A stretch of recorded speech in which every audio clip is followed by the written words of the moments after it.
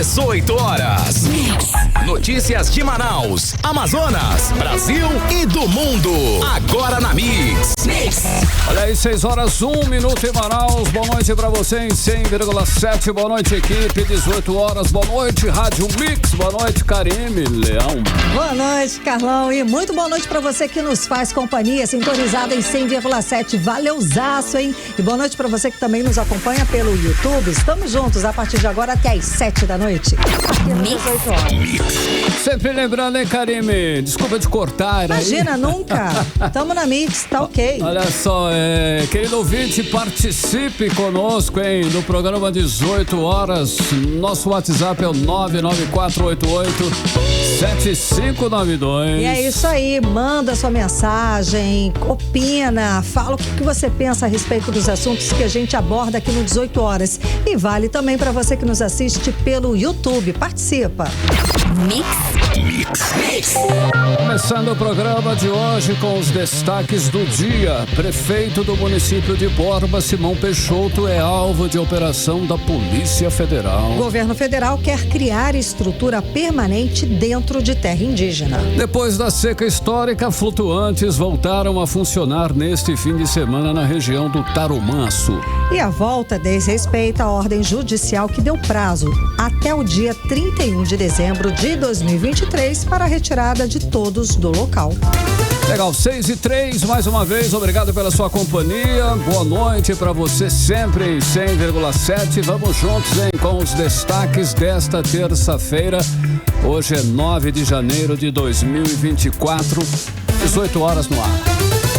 18 horas. Olha, o prefeito da cidade amazonense de Borba, Simão Peixoto, é alvo de operação da Polícia Federal. Ele foi um dos alvos da Operação Voz do Poder, realizada pela Polícia Federal na manhã de hoje, Karime, terça-feira. Exato, é o polêmico Simão Peixoto, que é suspeito de manipular testemunhas numa investigação que apura desvios de recursos públicos destinados à compra de merenda escolar no ano de 2020, durante a pandemia de Covid-19. O repórter André Meirelles está acompanhando esse caso, essa operação, e tem as informações pra gente, as atualizações. Boa noite, André. Então, Simão Peixoto, ele foi afastado do cargo por 6 meses, não é isso? Muito boa noite já, né, Karime, Carlão? Boa noite também para você que nos acompanha ao vivo aqui na 100.7. Simão Peixoto, ele é alvo da Operação Voz do Poder, que é uma operação que foi realizada pela Polícia Federal no município de Borba e aqui em Manaus. Isso aconteceu hoje mesmo. A suspeita aí é que ele tenha manipulado testemunhas de investigação que apura desvios de 29 milhões de reais e 200 mil para recursos para compra de merenda escolar. Isso foi durante a pandemia de Covid-19 no ano de 2020, né? O prefeito agora, ele voltou a ser afastado do cargo no mandado ali que recebeu de 180 dias, né? Muitos estão noticiando que o prefeito acabou sendo preso. Bom, a Polícia Federal não confirmou que o prefeito de Borba, o Simão Peixoto, estava preso, né? Um representante do político, ele afirmou que o prefeito estava previsto prestar esclarecimentos na sede ali da Justiça Federal, isso até o final da tarde de hoje, né? Porque de acordo com a Polícia Federal, um mandato judicial que inclui também o afastamento do prefeito de suas funções públicas, né? Por esse período de 180 dias, né? Ele não chegou a ser detido, né? Ou foi alvo apenas de um pedido de busca e apreensão por parte da Polícia Federal, né? A gente vai ler aqui a nota do José, né, que ele fala aqui sobre essa situação. Fala assim, entre aspas, abrindo aspas: a Polícia Federal apareceu na prefeitura, não realizou busca e apreensão, mas trouxe um ofício mencionando a Câmara, dizendo que ele será afastado por 180 dias do cargo.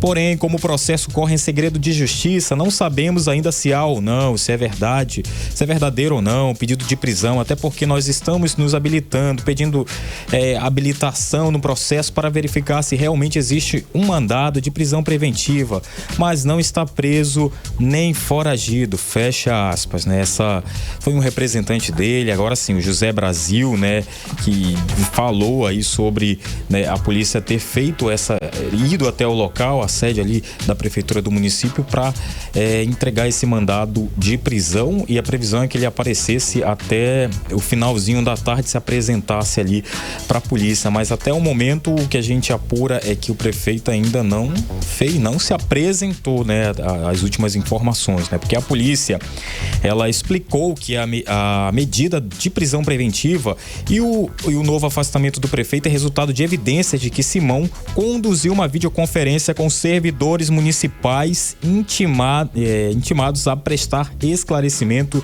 sobre a investigação.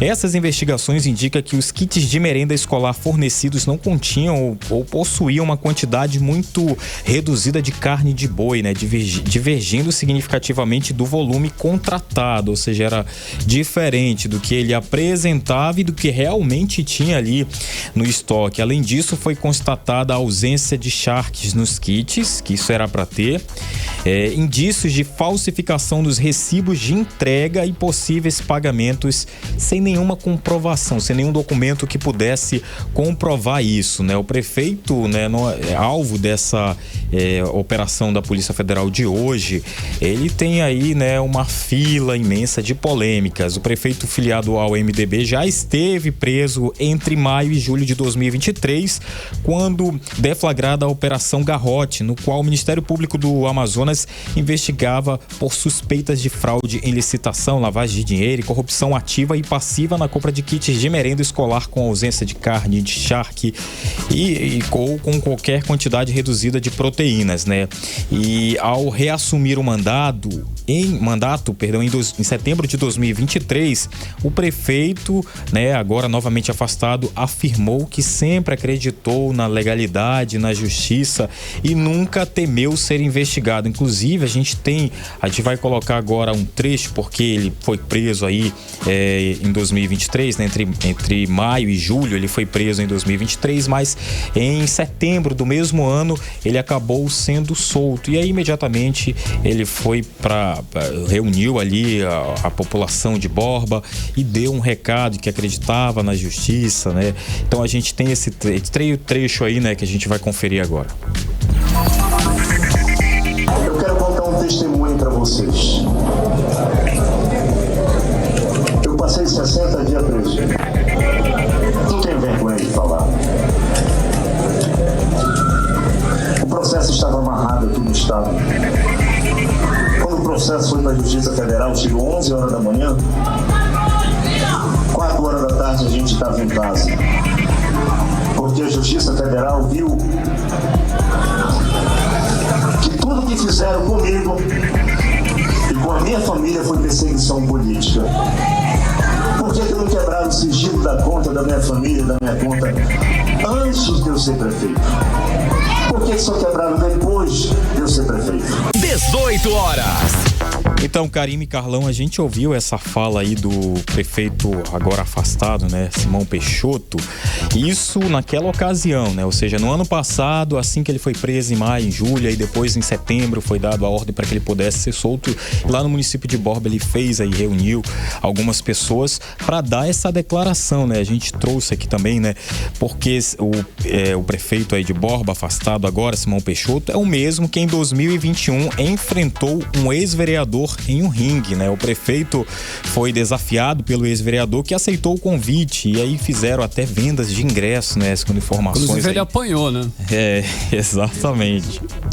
Os ingressos foram cobrados, inclusive, né? Segundo algumas pessoas que participaram, de R$100 para ver aí essa luta. Como o Carlão falou aí, ele levou uma surra, mas aí o juiz... deu favorável a ele. Então, declarou. A corrupção até... Bom, deixa pra lá. declarou que ele foi o campeão ali nesse ringue. Vamos lá. E aqui a gente tem a nota também da Polícia Federal, que diz que a prisão não foi cumprida porque o investigado não estava na sede do município e era previsto ele se apresentar até o final do dia de hoje, né, na sede ali da Polícia Federal. E a mensagem foi confirmada pelos advogados. A Polícia Federal também não revelou quem é o nome dos advogados, mas claro, consegui aqui a defesa do prefeito aí, Simão Peixoto, mas a gente está aguardando aqui, né, o retorno, né, desdobrar da situação. O retorno dos advogados na resposta. O retorno dos advogados para ter essa resposta, né? É isso, Carica. Muito obrigada, André Meirelles, pelas informações. Uma confusão, né, Carlão? Uma grande confusão, como dizem. Será que ele vai falar que é perseguição política de novo? É possível, né? Nada surpreende, Carlão, porque Simão Peixoto, ele pode ser considerado aí o rei da confusão, né? Bom, ele já enfrentou um adversário, como a gente falou aqui, num evento de MMA, deu um soco no rosto do presidente da Assembleia Legislativa, foi preso em março do ano passado, acusado de fraude em licitação, como o André lembrou, já ameaçou uma vereadora e agora, novamente, está aí, né, sendo acusado pela Polícia Federal, alvo de investigação. E é claro, Karime, o que todos nós esperamos é que essas operações aí cheguem nos graúdos, olha aí, os grandes contratos na saúde e na educação do governo do estado. São denúncias, inclusive, gravíssimas que são ignoradas pelos órgãos de controle. Mas uma hora, tudo vem à tona aí e esses grandes esquemas serão apurados e os responsáveis punidos, é o que esperamos, né? Ah, sim, lógico. Desejamos aí. Sem dúvida alguma. Mix. Olha, o que é bom dura pouco, né? Olha só, o preço do litro da gasolina voltou a subir nos postos de Manaus, mesmo sem registro de aumento na refinaria, hein, Karine? Então, Carlão, hoje eu ainda vi a gasolina a R$ 5,99. Mas, exato, mas na maioria dos postos o preço já é de R$ 6,49, 14,87% a mais do que da semana passada. Um número significativo que pesa, lógico, no nosso bolso, no bolso aí do consumidor. Vale lembrar aí, Karine, que o preço da gasolina na refinaria é mesmo desde 29 de dezembro, é o mesmo, né? Desde 29 de dezembro do ano passado. E a repórter Odineia Araújo tem mais informações sobre o assunto e vamos conferir agora no 18 horas. Que está só começando, já vem com um peso a mais no bolso do consumidor de Manaus. O preço do combustível, que estava sendo comemorado por todos por ter baixado consideravelmente, está mais caro para a surpresa dos consumidores. O ativista na luta contra o aumento no preço dos combustíveis, Jean Batista, diz que a elevação no preço da gasolina não se justifica, uma vez que não houve aumento no preço do combustível na refinaria do Amazonas. Os postos de combustíveis mais uma vez fazem o que querem aqui na nossa cidade. Já não bastasse a gente pagar a maior gasolina do país, ainda há um aumento de 84 centavos na gasolina para o cidadão manauara. E muito estranhamente, esses postos de combustíveis têm basicamente todos os preços iguais, né? A gente não vê de fato uma concorrência dentro desses postos da nossa cidade. E gera, né, na verdade, uma suspeita, né? Porque como que pode todos os postos basicamente terem o mesmo preço? O litro da gasolina, por exemplo, subiu em alguns postos 90 centavos, passando de R$ 5,59 para R$ 6,49. É o mesmo valor cobrado pelos postos de combustível no mês de agosto do ano passado. Pior que o combustível deve ter outro aumento agora em fevereiro, é que o ICMS, que é o Imposto Estadual sobre o valor do combustível, vai passar de R$ 1,22 para R$ 1,37 a partir de 1º de fevereiro. Isso deve fazer o valor médio do litro aumentar novamente nos postos. O reajuste, que pegou a todos de surpresa, está sendo questionado também pelo Procon Amazonas. Equipes de fiscalização fiscalização do Instituto de Defesa do Consumidor do Estado visitaram diversos postos de combustível para verificar o aumento de preços. O 18 Horas tentou ouvir o Sindicombustível, Sindicato do Comércio Varejista de Combustíveis e Petróleo, para saber o motivo do reajuste, mas até o fechamento da reportagem, eles não enviaram resposta. Odinei Araújo para o 18 Horas. Você está ouvindo 18 Horas. E recebemos agora a nota. Por meio de nota, o Sindicombustível, sindicato que representa os revendedores de combustível, informou que não interfere nos preços dos combustíveis nem a administração dos postos. A nota segue afirmando que o mercado é livre e competitivo em todos os segmentos, cabendo a cada distribuidor e posto decidir o preço final de acordo com as suas estruturas e custo. Caremenda, segundo a nota do Sindicombustível, no período de recesso, férias escolares e públicas, é normal que hajam promoções que diminuam os preços para atrair aí o consumidor. E como o retorno das atividades, é de se esperar aí um retorno dos valores praticados, sei lá, né? Explica, justifica. Mas ainda está em férias, gente. Primeira semana de janeiro. Tem um mês ainda.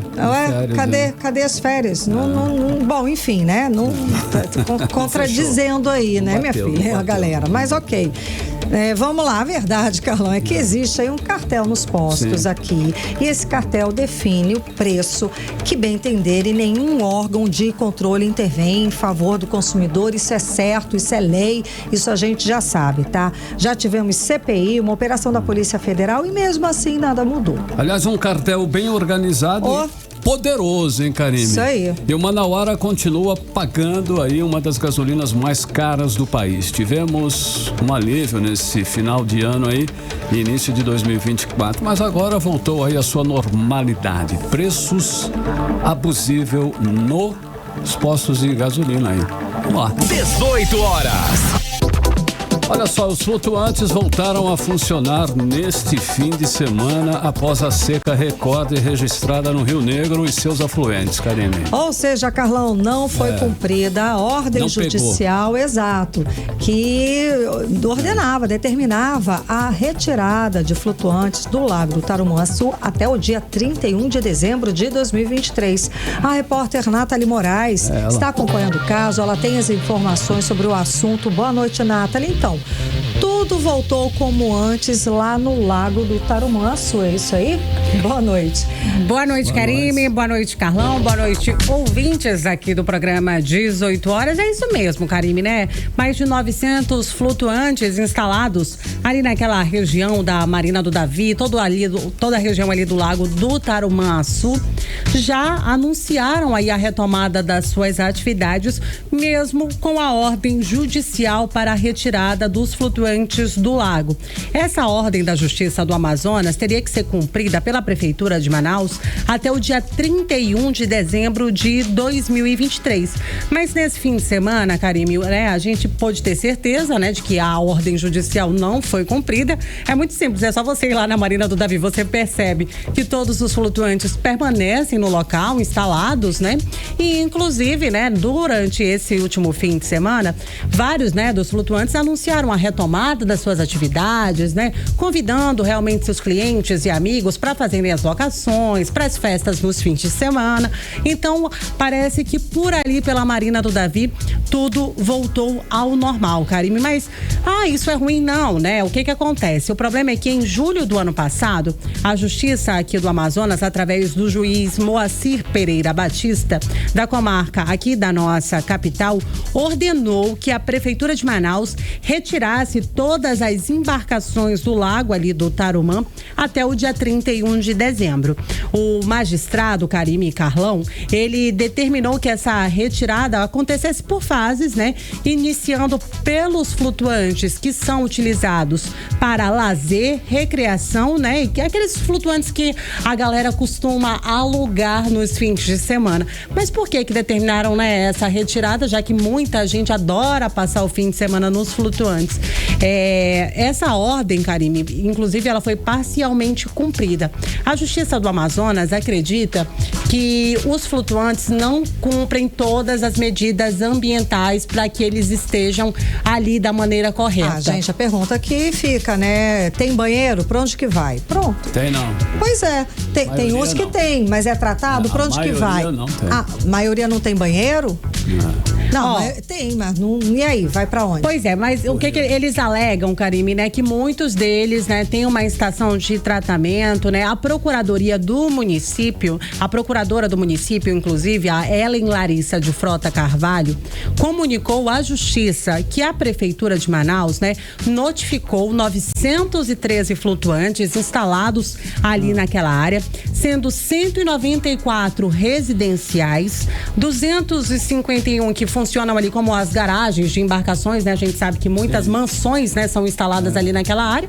E aí tem a sua, Carlão, e aí, inclusive, muita gente, né, acaba deixando ali em alguns flutuantes, né? Já que, né, é toda aquela situação ali. Brincando, mas é sério, né? E 415 flutuantes comerciais. E 53 piers foram notificados pela Prefeitura de Manaus por não obedecerem aí todas as regras. Eu conversei, né, com a presidente da associação ali da Marina do Davi. Ela disse que ali naquela área tem mais ou menos 964 flutuantes.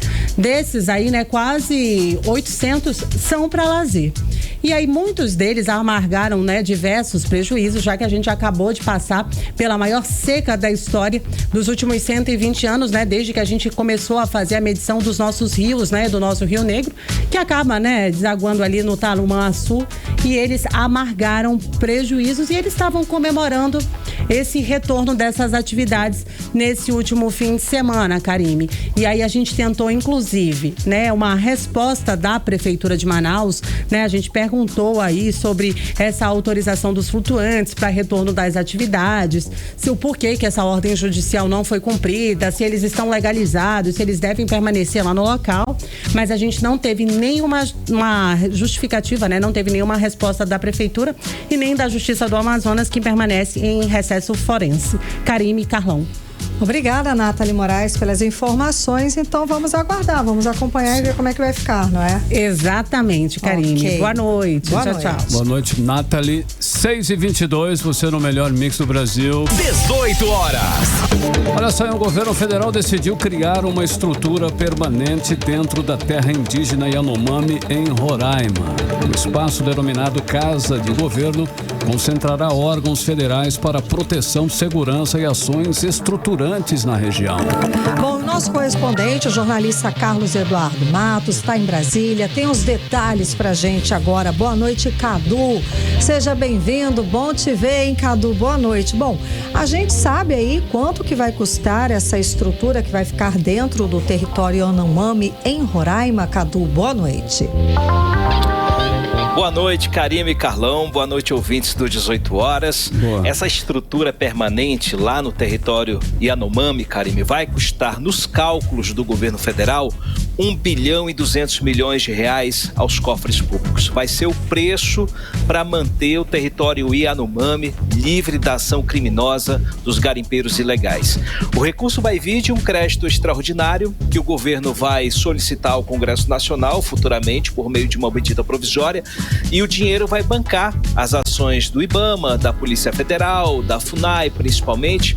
Hoje o presidente Lula se reuniu com 12 ministros, com representantes do IBAMA, da Polícia Federal, da FUNAI, para fazer um balanção das ações que foram realizadas ao longo do ano passado. A gente acompanhou na televisão, né? Todos nós vimos isso, a crise humanitária que acometeu os indígenas, né? E também vimos a ação dos militares, da Polícia Federal, para retirar os garimpeiros, que são homens fortemente armados, né? Que partem mesmo para o enfrentamento. E nessa avaliação de hoje, Karime, o governo admitiu que enxugou gelo no ano passado. De um lado, o governo atuava e de outro, o garimpo avançava. Foi um jogo de gato e rato que no final não rendeu o resultado que a gente esperava. Era uma coisa absurda. Agora, Karime,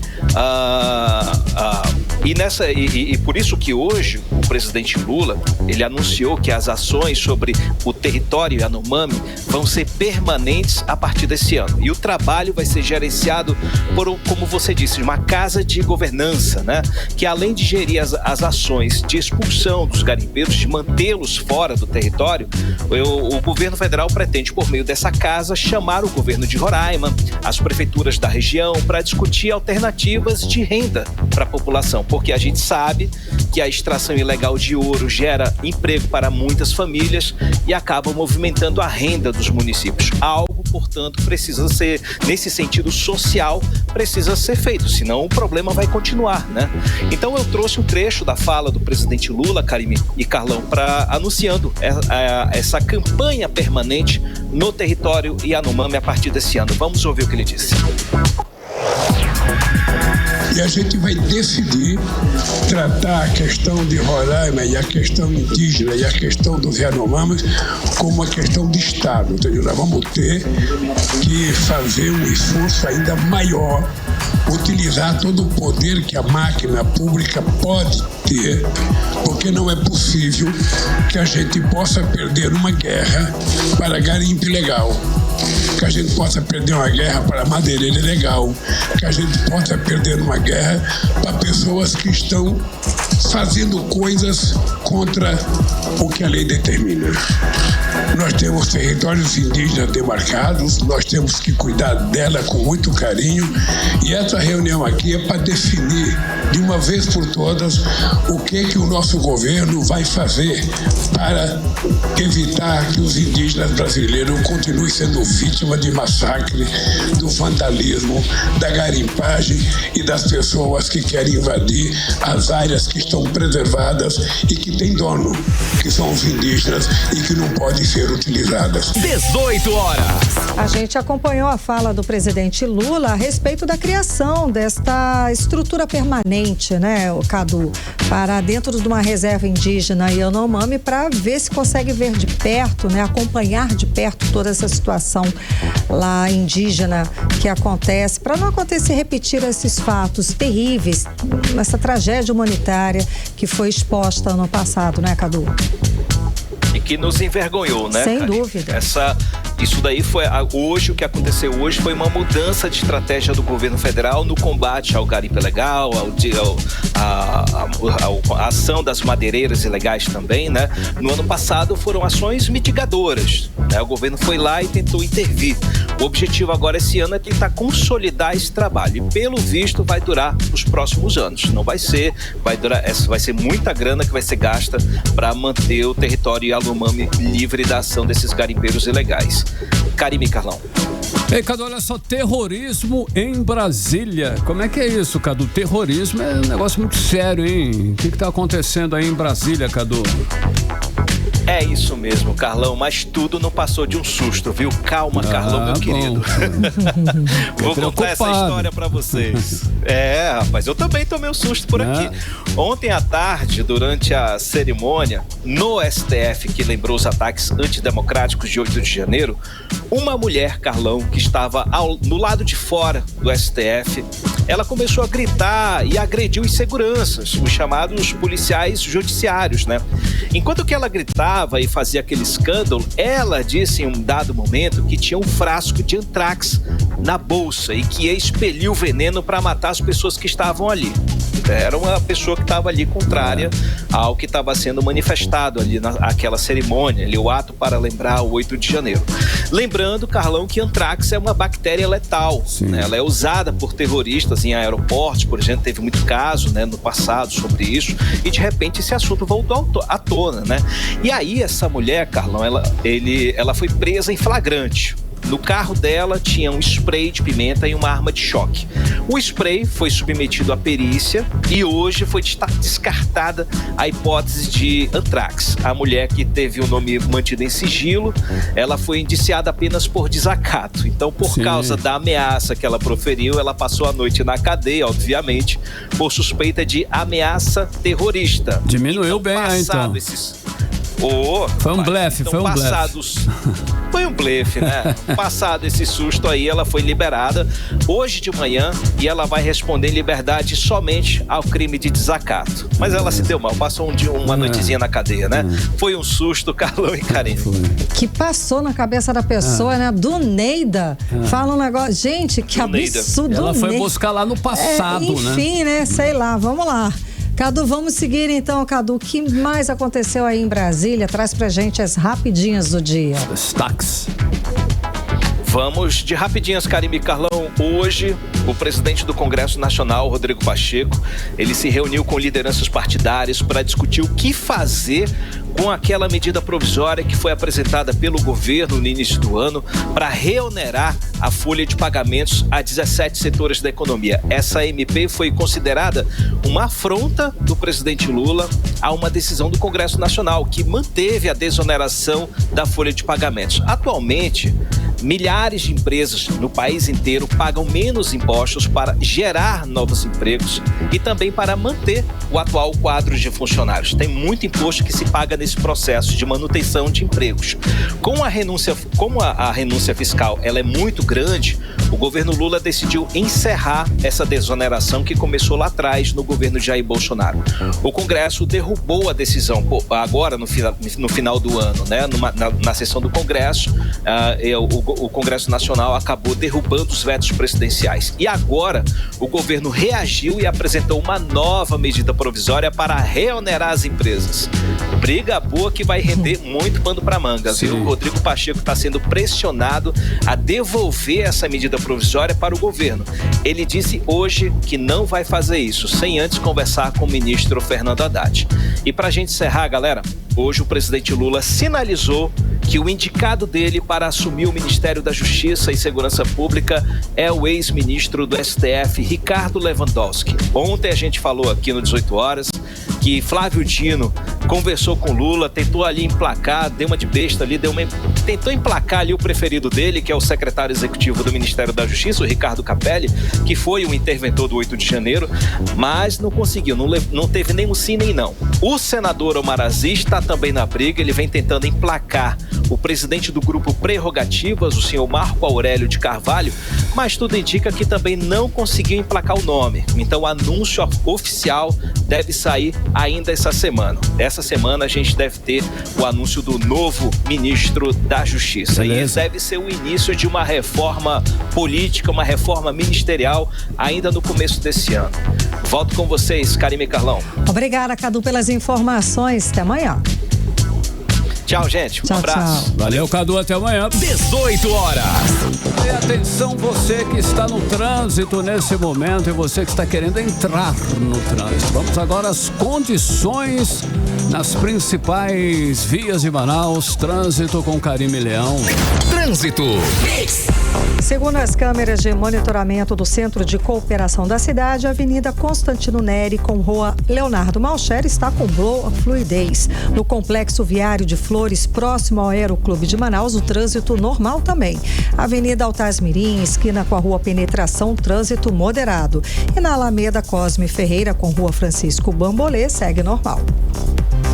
Mix.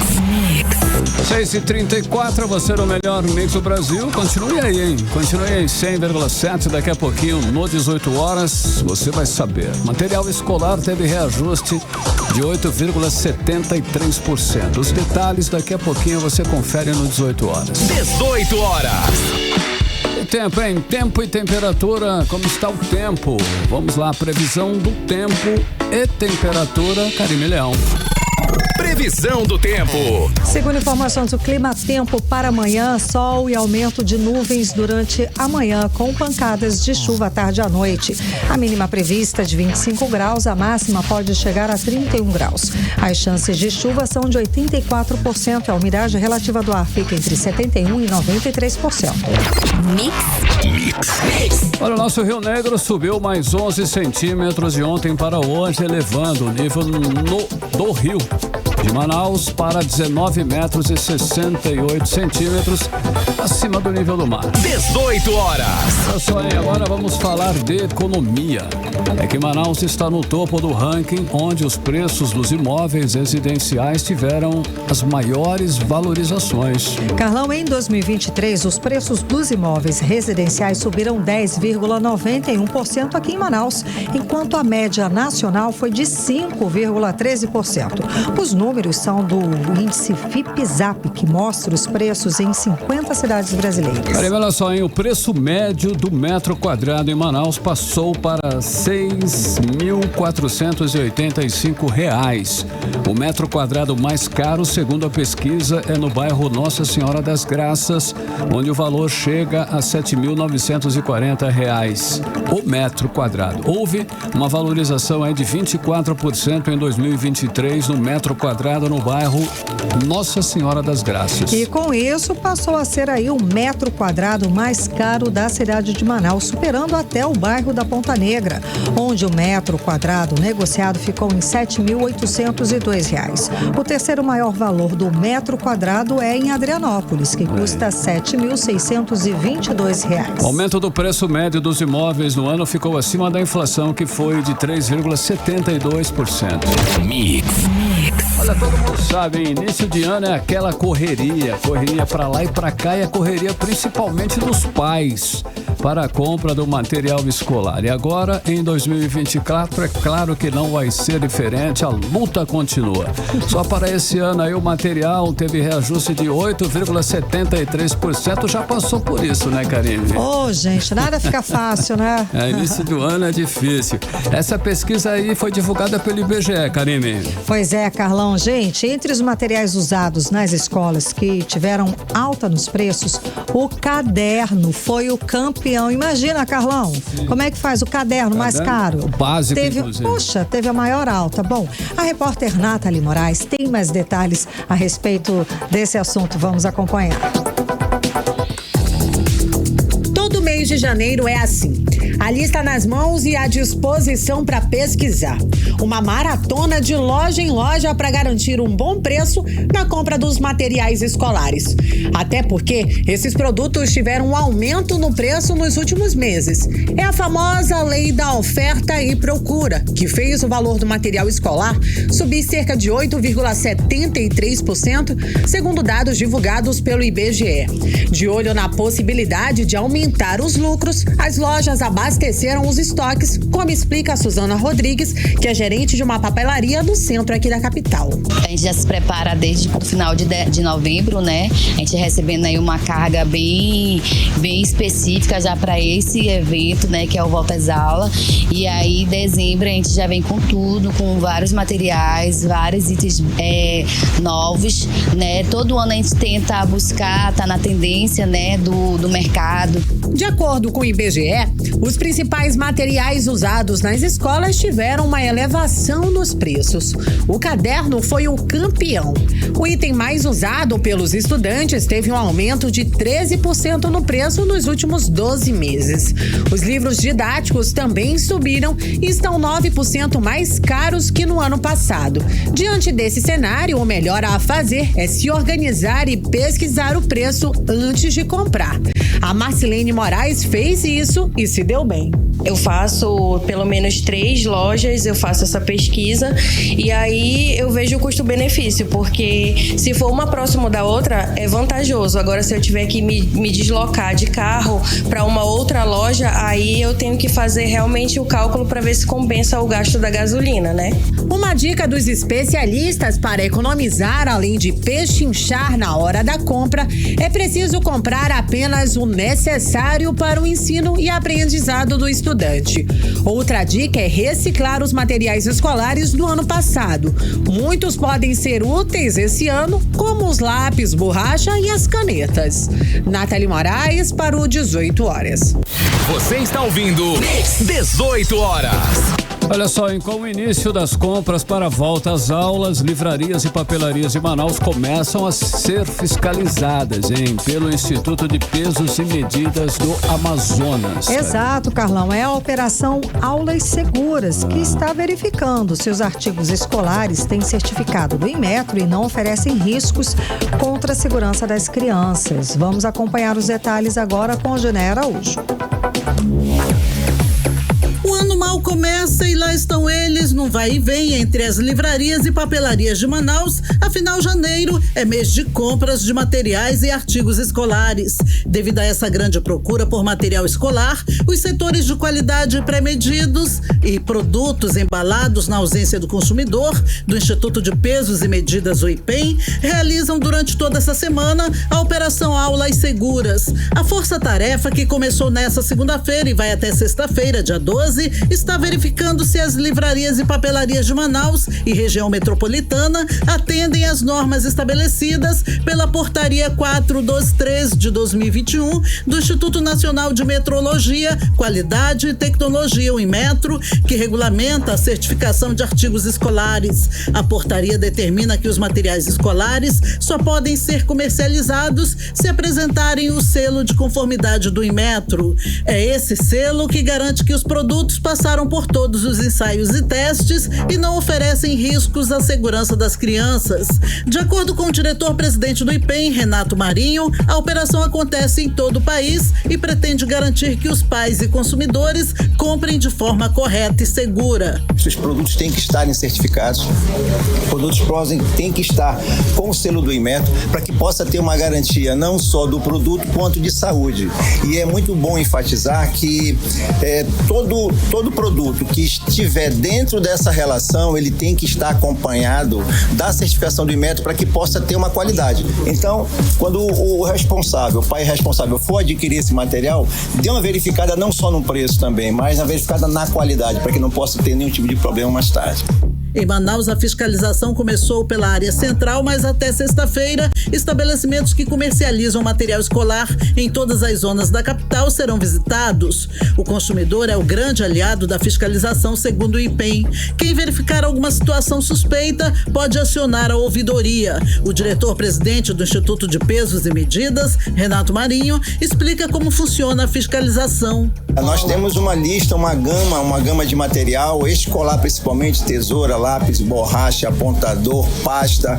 Assim, se vocês pensarem também, temos até aqueles papéis, o papel ofício, que são chamados a quantidade. Nesse caso, aí são produtos pré-medidos, que foram embalados fora da ausência do consumidor. Então, nós também levamos esse material, fazemos a conferência e, enfim, todo e qualquer tipo de material que estiver nessa lista, você pode, inclusive, estar acessando a lista do Inmetro também, e se tiver alguma dúvida quanto ao material se é certificado ou não, ele consta lá da certificação do produto e da origem. Odinei Araújo para o 18 horas. Você está ouvindo 18 horas. Agora 6 horas e 42 minutos. Você no melhor Mix do Brasil. E olha só, a partir de hoje o Aeroporto Internacional Eduardo Gomes volta a funcionar em 24 horas por dia, hein, Karime? Carlão, como a gente adiantou ontem aqui no 18 horas. Bom, foram 4 meses de obra na pista de pouso e decolagem. A repórter Nathalie Moraes traz os detalhes. Após 4 meses de reforma, a pista do Aeroporto Internacional de Manaus, Eduardo Gomes, voltou a operar durante o dia. A pista estava fechada pela parte da manhã para as obras de reparo. O trabalho iniciou em setembro do ano passado e obrigou as companhias a relocarem os voos da manhã para a tarde, noite e madrugada. De acordo com a Vinci Airports, que administra o aeroporto de Manaus, foram realizadas melhorias na infraestrutura da pista, com foco na eficiência e segurança das operações aeroportuárias. Como afirma a Karen Strogo, ela que é diretora-presidente da concessionária dos aeroportos na Amazônia. E a garantia de que a gente consegue acomodar as aeronaves de grande porte que Manaus precisa acomodar, tanto para a área de passageiros como para a área de carga, que aqui para a nossa região é tão importante. E na área de terminais, né, nas obras que serão feitas no terminal de passageiros, a gente pode esperar mais conforto, mais oferta de serviços para para o passageiro, né, um fluxo melhor do passageiro dentro do aeroporto, né? Então, esse é o objetivo, garantir mais conforto e comodidade, um aeroporto mais adequado para a nossa necessidade. No último trimestre de 2023, mesmo com as obras de reparo, o aeroporto de Manaus registrou viagem de mais de 694 mil passageiros, que saíram da capital amazonense com destino a várias cidades e países. Segundo a concessionária dos aeroportos da Amazônia, 6.943 voos comerciais foram realizados nos últimos 3 meses do ano passado. Wilson Rogério é agente de turismo e diz que a reabertura da pista para voos pela manhã vai impulsionar as viagens para o interior do estado. Para a gente que trabalha com viagens, né, vendendo passagens aéreas, clientes embarcando todos os dias aqui, chegando na nossa cidade, embarcando para outros estados e países, essa liberação ela é de suma importância, né? Porque se tem uma coisa chata que acontece é quando há atraso de voo, você já está programado. Geralmente os voos não são apenas turísticos, não só para viagens turísticas, mas comerciais, empresariais. A Vinci Airports opera 8 aeroportos aqui no Brasil, a maioria na região norte. Só no Amazonas, a concessionária é responsável pelos aeroportos de Manaus, Tefé e também de Tabatinga. Nathalie Moraes para o 18 horas. Você está ouvindo 18 horas. Era 6 horas 45 minutos. Você no melhor Mix do Brasil. Olha só, hein? Um dono de um mercadinho no bairro Tancredo Neves, presta atenção, na zona leste de Manaus, foi feito refém num assalto. 2 homens chegaram ao local em uma bicicleta e uma bike para assaltar o mercadinho. E um deles, inclusive, fugiu com a chegada dos policiais. Carlão, daí o bandido que foi deixado para trás fez a vítima refém e a polícia precisou negociar com esse bandido. Bom, o repórter André Meirelles, ele tem mais detalhes a respeito do assunto.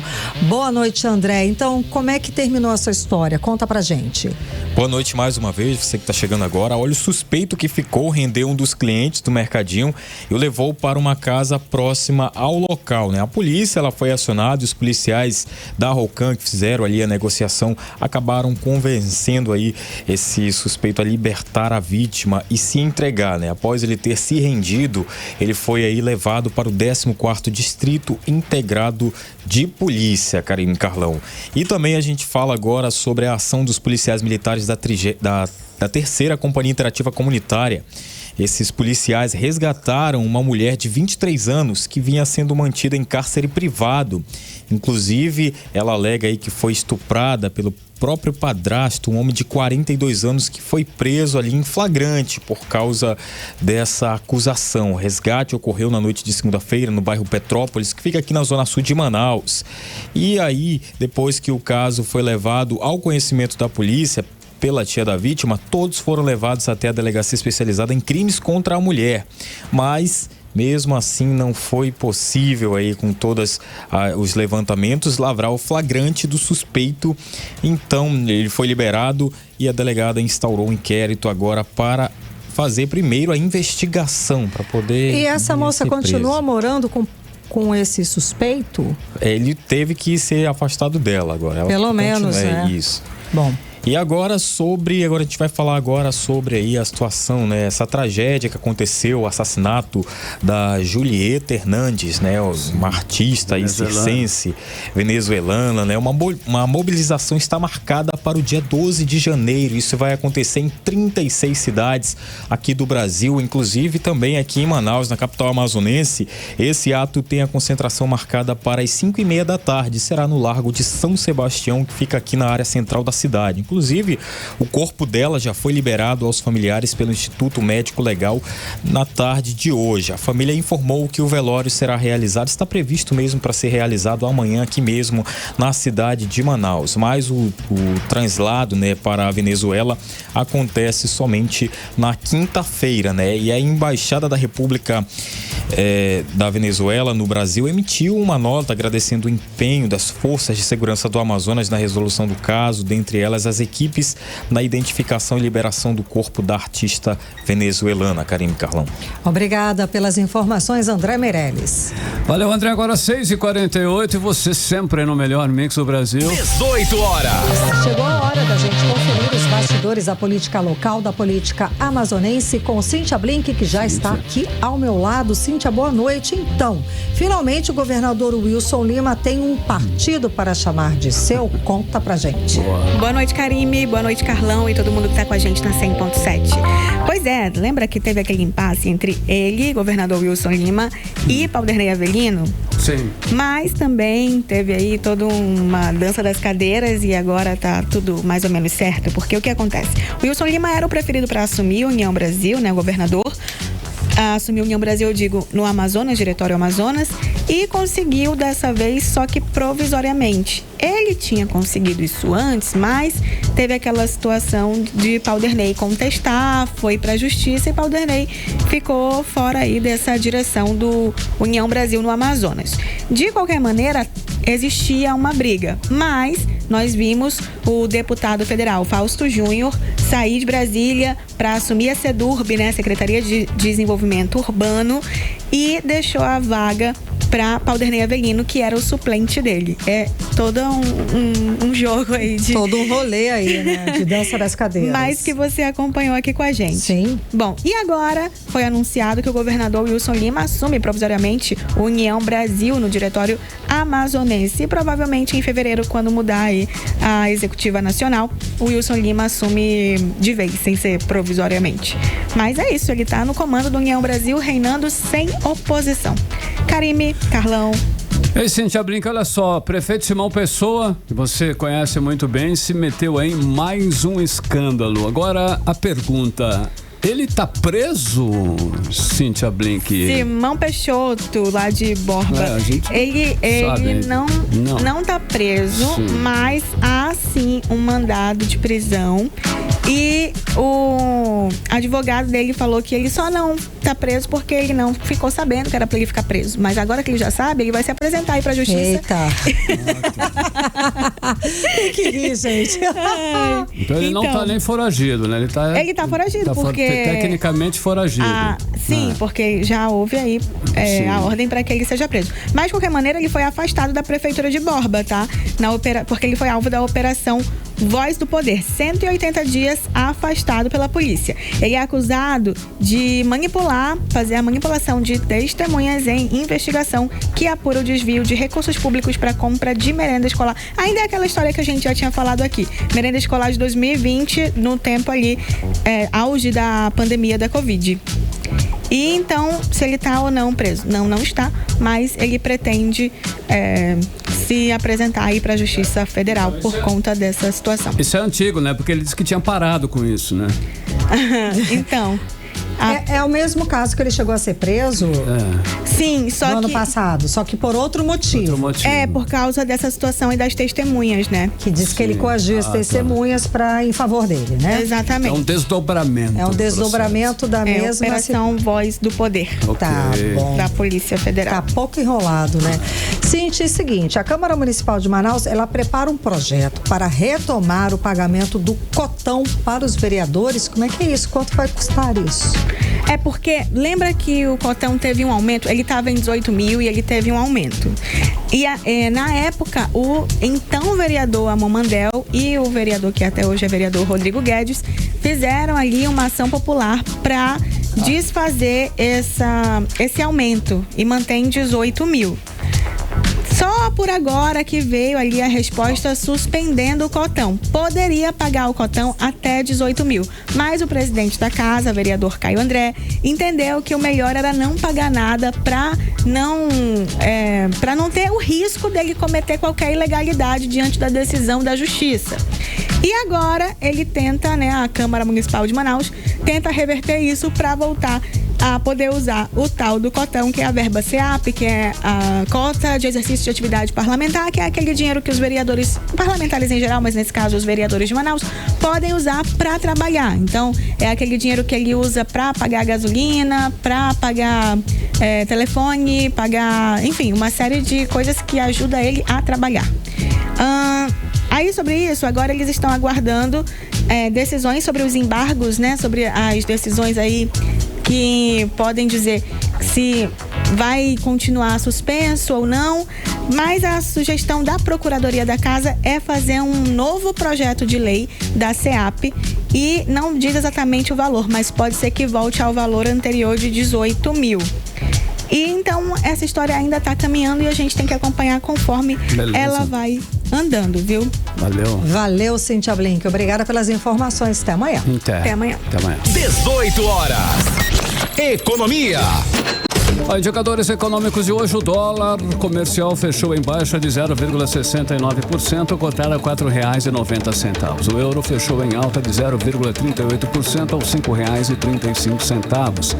O Bitcoin fechou o dia valorizado em 0,52% aos R$230.708. O Ibovespa fechou em alta de 0,68% aos 131.527 pontos. E o Banco Central divulgou esta semana que 7,5 bilhões de reais ainda estão esquecidos, disponíveis para retirada no sistema de valores a receber.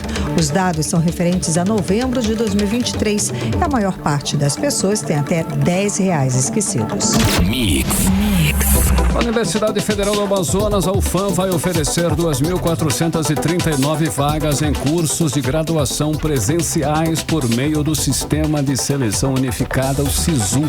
E o edital foi divulgado hoje. As vagas são para ingresso no primeiro semestre letivo de 2024, exceto para os cursos de Medicina e Fisioterapia do Campus Manaus, cujas vagas são para o segundo semestre. Para se inscrever, o candidato deve ter feito a prova do Enem em 2023 e obtido nota acima de 0 na prova de redação.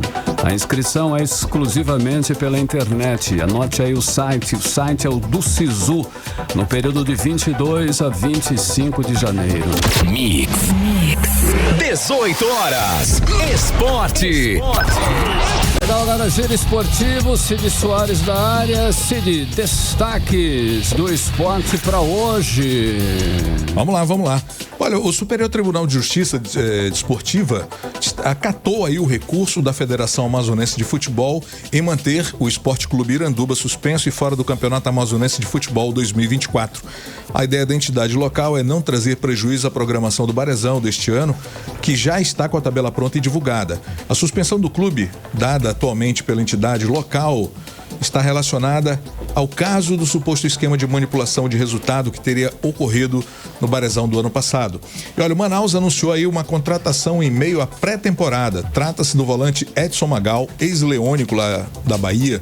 O atleta também tem passagens por clubes como Itabaiana, Asa, Capivariano e outros. Ele vai estrear no futebol amazonense. Já temos mais esse aí. Em menos de 30 dias, o Santos fez uma reformulação no elenco e reduziu a folha salarial em 45%. Vendeu jogadores caros, renegociou contratos e buscou reforços aí com uma nova política de preços. O Peixe reduziu os custos de 14,8 milhões para 8,1 milhões mensais. Já é uma redução muito boa. E a pedido do técnico Fábio Carilli, o Santos fará um jogo treino, né, no próximo sábado às 10h30 na Vila Belmiro com portões fechados. O novo comandante do Peixe quer colocar suas ideias em jogo e a prova, né, testar aí os retornos, os reforços trazidos pelo clube ainda nesta janela. E hoje o clube informou que o adversário será o Oeste, time que disputa a Série A2 do Paulistão. A proposta do Santos é fazer uma partida de 2 tempos com 45 minutos cada. Como o elenco está em pré-temporada e ainda aprimorando a parte física, a comissão técnica utilizará 2 formações completamente diferentes em cada metade de jogo. E agora é oficial. Diário Oficial do Estado do Amazonas publicou nota que oficializa o Sassá com a cidadania amazonense pelos feitos inéditos, né, no futebol baré na última temporada. O Sassá foi destaque do Onça Pintada na campanha que terminou com o título brasileiro da Série C, a primeira conquista, inclusive, nível nacional, né, do futebol amazonense. E o atacante terminou como artilheiro com 18 gols e foi eleito o craque da terceirona. Para encerrar, Vasco deve retornar a Manaus. Boa notícia para o Paulo Castro. Após 2 anos aí no último jogo aqui na capital amazonense. O clube tem acordo encaminhado para mandar o duelo contra o Audax pela 7ª rodada do Carioca, na Arena da Amazônia, no dia 7 de fevereiro. Na tabela atual, a partida não tem local e nem horário definido para acontecer. A mudança ainda não foi oficializada pela Federação de Futebol do Rio de Janeiro e o clube ainda vai avisar a federação sobre essa mudança. Nós vamos para hoje. Valeu, Zaço. Eu não vou, não. Cid Soares, eu também não vou, não. Eu vou. Olha só, o Brasil passa agora a exigir visto de turista no Canadá, Austrália e Estados Unidos. A exigência começa a valer esta semana a partir do dia 10 de janeiro, quarta-feira. O prazo inicial para a cobrança do documento era 1º de outubro de 2023, mas foi prorrogado, hein, Karine? Então, Carlão, em nota, o Ministério do Turismo destacou que a medida leva em conta a data de chegada em solo brasileiro. Com isso, o turista tem, desses 3 países que chegarem ao Brasil até hoje, né? Até a meia-noite de hoje, dia 9 de janeiro, estão isentos de apresentar o visto. Meia-noite 1, tem já que era. Mix. Agora 6h59. Seguimos direto para o editorial 18 horas. Editorial 18 horas. A prisão do prefeito de Borba, interior do Amazonas, pela Polícia Federal traz um grande questionamento, porque os processos de corrupção no governo do Amazonas não têm sequência nos órgãos de controle na Justiça. As denúncias de corrupção nas áreas da saúde e educação do governo do Amazonas envolvem milhões e milhões de reais. São contratos suspeitos de favorecimento com dispensa de licitação, beneficiando empresários amigos do poder. Processo que mais avançou está no Superior Tribunal de Justiça e tem o governador Wilson Lima como réu, sob a acusação de chefiar uma organização criminosa que desviou recursos da saúde no pico da pandemia. Enquanto esses processos correm lentamente, os gestores corruptos continuam livres, leves e soltos para continuarem praticando ilegalidades. Mas as investidas contra os gestores das pequenas cidades são céleres e têm consequências muito mais rápidas. A justiça deve ser para todos, independente da força política. 18 horas. 7-1, Karime, boa noite. Boa noite, um beijo, até amanhã. Até amanhã. Você ouviu 18 horas. As notícias do Brasil e do mundo. De volta amanhã.